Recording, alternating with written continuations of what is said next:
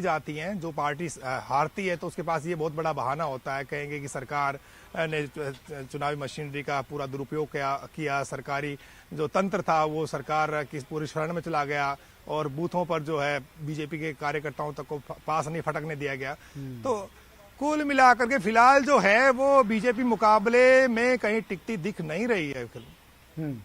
ठीक है दिनेश, भाजपा ने जो नवाचार करने की कोशिश की अपने वरिष्ठ नेताओं तक की भी नहीं सुनी, क्या वो नवाचार महंगा पड़ता दिखाई दे रहा है?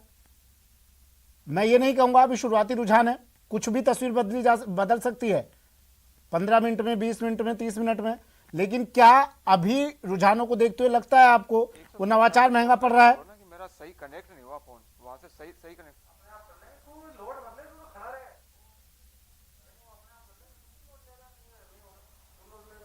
क्या कह रहे हो दिनेश? आवाज नहीं, अरे वो आवाज, चलिए दिनेश तक आवाज नहीं पहुंच पा रही शायद। निमिषा जी, इस सवाल का जवाब आप दीजिए।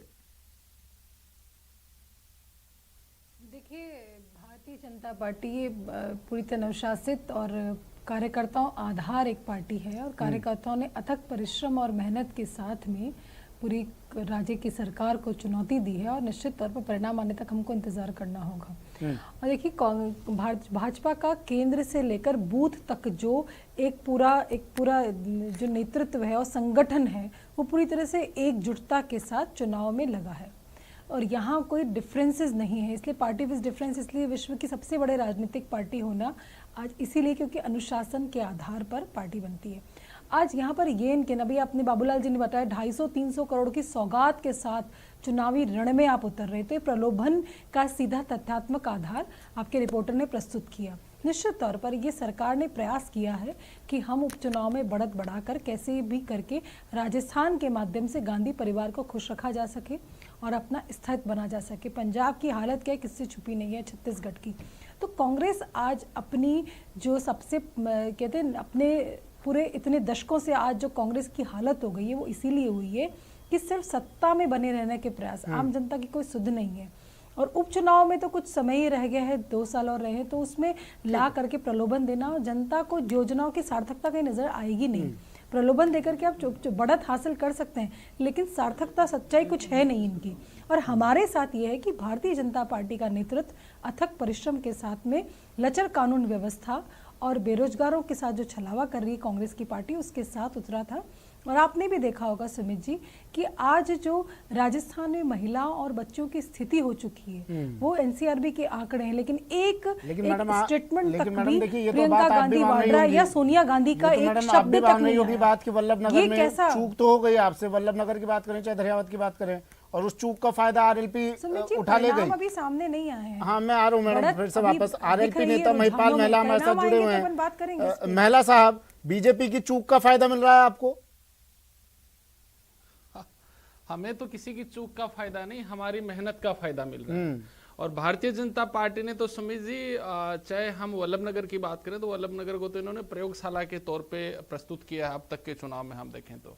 और दरियावत जो भारतीय जनता पार्टी की परंपरागत सीट थी, वहां भारतीय जनता पार्टी अब कहीं मुझे नहीं लगता कि जीतने की स्थिति में है। जो अपनी परंपरागत सीट थी वो भी खोई है इन्होंने, और जहां बार बार ये प्रयोग कर रहे थे वहां ये तीसरे और चौथे नंबर की लड़ाई में है। दूसरे नंबर पे तो वहां राष्ट्रीय लोकतांत्रिक पार्टी के प्रत्याशी हैं। इस बात से ये अंदाजा लगाया जा सकता है कि 3 साल में कांग्रेस के प्रदेश में कुशासन के खिलाफ भारतीय जनता पार्टी ने विपक्ष की भूमिका जो निभानी चाहिए थी उसमें पूरी तरह फैल रही है। और राष्ट्रीय लोकतांत्रिक पार्टी तो दरियावत में चुनाव लड़ नहीं रही है, हम तो सिर्फ एक जगह वल्लभनगर चुनाव लड़ रहे हैं। पर वल्लभनगर का चुनाव जो जो अब आपके राउंड्स आगे बढ़ते जाएंगे बड़ा इंटरेस्टिंग होगा।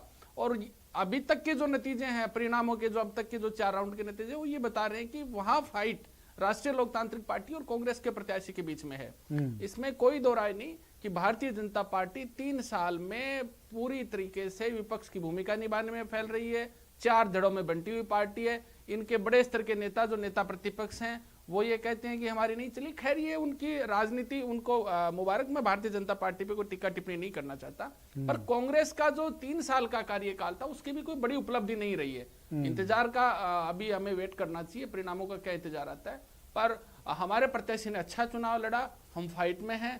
उम्मीद करते हैं कि आगे आने वाले 2-3 चरणों में राष्ट्रीय लोकतांत्रिक पार्टी के प्रत्याशी हमारे उदयलाल जी प्रीति जी से आगे देखने को मिलेंगे। ठीक है प्रदीप चतुर्वेदी जी, सर एक फिल्म का डायलॉग याद आ रहा है मुझे जिसमें अमिताभ बच्चन मंदिर में जाते हैं, भगवान शंकर की मूर्ति के सामने खड़े होते हैं और कहते